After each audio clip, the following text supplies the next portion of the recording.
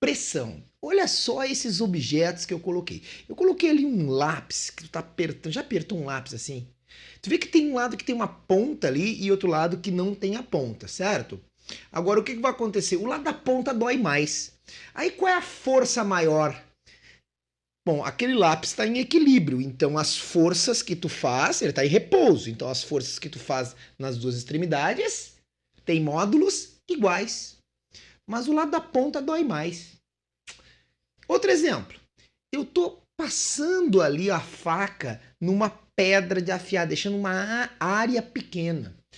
Outra coisa, aqui em cima da minha cabeça, um martelo, tu tá batendo com um prego, o lado do martelo é uma cabeça. E o lado que tá ali que tu vai pregar tem uma ponta. Por que será que tem essa ponta?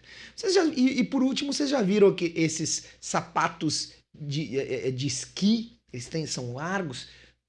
Todos esses objetos têm a ver com pressão. Então, primeiro eu quis dar uma ideia da física, tá?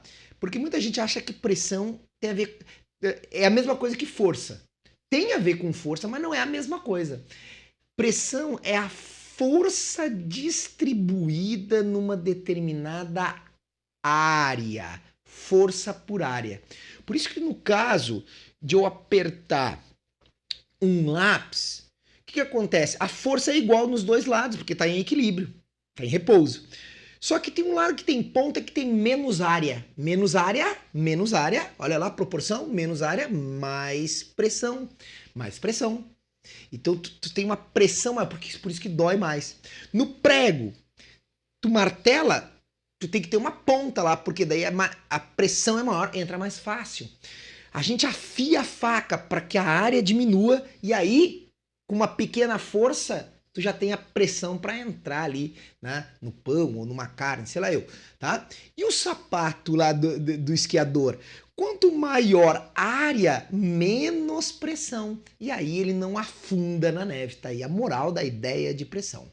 Ó, no sistema internacional é Newton, que é a unidade de força, por metro quadrado. Isso se chama Pascal. Newton por metro quadrado é Pascal, que é a unidade de pressão no sistema internacional. É importante salientar também que a única componente de força que me interessa é a componente perpendicular à área. Aquela componente tangente não causa pressão, apenas componentes perpendiculares são causadoras de pressão, tá? Bom, tu vai ver também muitas vezes a pressão em atmosfera. Então olha ali a dica, ó, multiplica por 10 na 5, uma atmosfera é 10 na 5 Pascal, tá? Então é importante aí a gente salientar outras unidades aí, então a atmosfera, centímetros de Hg. Quando eu falar de pressão atmosférica, vocês vão entender aí centímetros ou milímetros de mercúrio, tá bom?